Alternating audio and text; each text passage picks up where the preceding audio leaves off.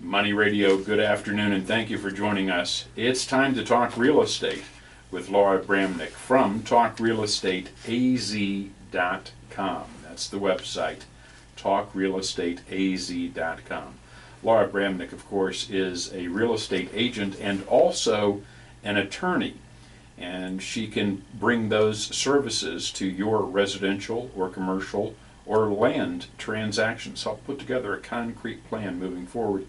And in many instances, it doesn't cost more to have a real estate attorney representing you as a real estate agent as well, right? That's correct. A twofer. A twofer. Yeah, real value. Hi, Laura.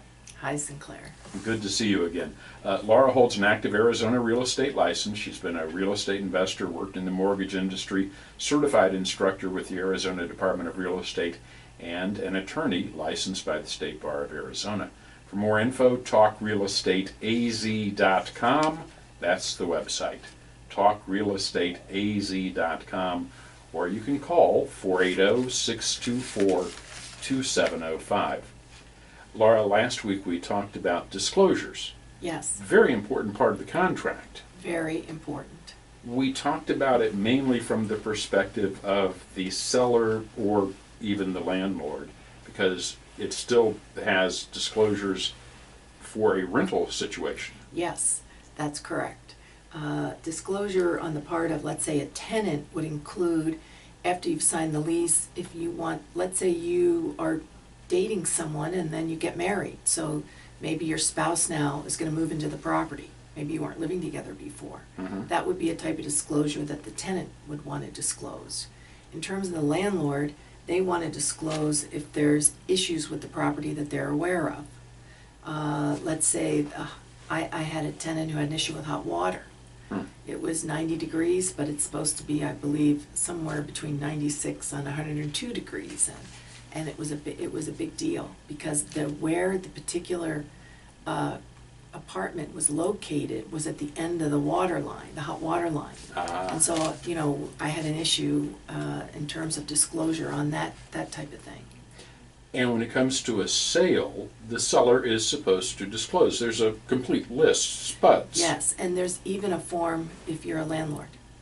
I don't see it nearly as often as when I represent a seller, but the Arizona Association of Realtors has excellent forms, and every time an issue comes up that they're not aware of, or let's say especially after the short sales and the foreclosures, they do an excellent job of revising the forms, adding forms.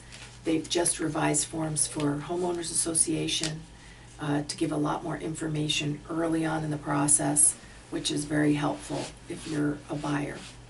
But of course, a problem could come up if there's something that is not on the form. Yes, and it's your responsibility as the landlord to disclose it. And if, as a buyer, you want to make sure that you ask a lot of questions. But as a buyer, you don't know what the seller knows. You don't know what you don't know. No, except that buyers many times will have an inspection. Right. But they need to remember that, the general home inspection is visual. And so a lot of the problems that occur after the buyer moves in are not readily visible. Mechanical or deep in Right. the walls.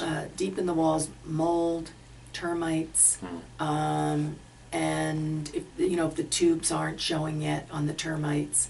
Mold, it's not unusual to have mold behind a surface. Right. So you need someone, also roof, air conditioning, pool is a big one.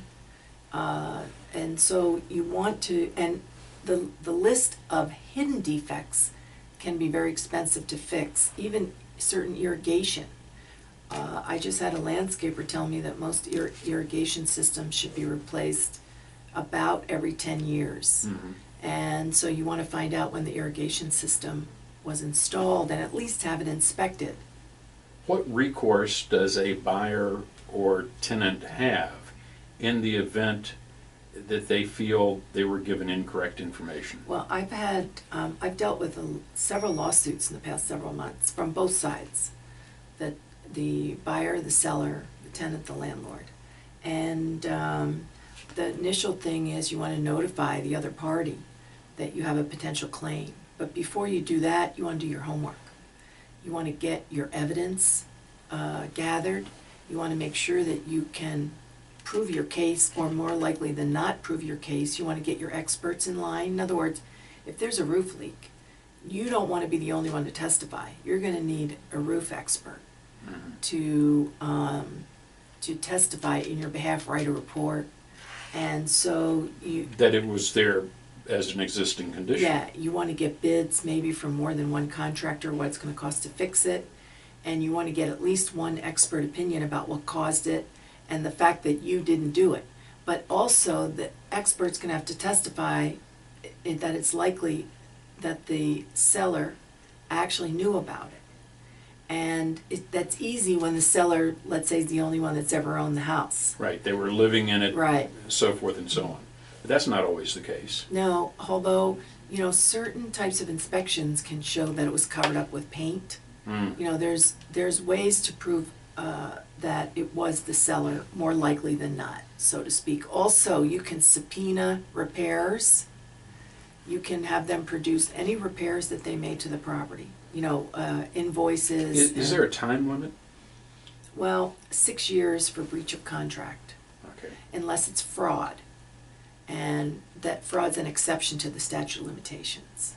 So probably the best advice for everybody involved here is tell the truth. Yes. About everything as much as you possibly can. And ask a lot of questions if you're the buyer or the tenant. And, you know, other buyer issues come into play in terms of if you need financing, if your ability to close on the deal, your ability to qualify for your loan. And that's where I find that buyers have the most exposure. You know, sellers have exposure because they need to disclose, but buyers have an obligation to disclose their ability to qualify. Even as a tenant, their ability to continue to pay. It's not unusual after a tenant signs a lease, they file bankruptcy. Now that is not going to affect that lease if they filed after they signed the lease. But I recommend, based on what happened to a client recently, that instead of extending an existing lease, you have the tenant sign a new lease every year. That way, if they file bankruptcy after they've signed the first lease, they have to disclose it before they sign the second. You don't think of it, but the seller has obligations as well. Yes, yes. Yeah, both sides have obligations that can affect the transaction. And I'm sure there are a lot of things that come up with regard to disclosures. And if somebody has a question or an issue, they can, of course, contact you. Yeah, it's a good idea to talk to an attorney, at least for a consultation. Too many times, an agent will say, don't worry, just sign here. You know, because most transactions do go smoothly. But the realtors do not deal with the lawsuits. And that's time-consuming, expensive, and extremely stressful. Laura Bramnick, talkrealestateaz.com. If you'd like to call for a consultation, 480-624-2705. That's 480-624-2705. And as always, Laura, great information. Thank you. Great to be here, Sinclair.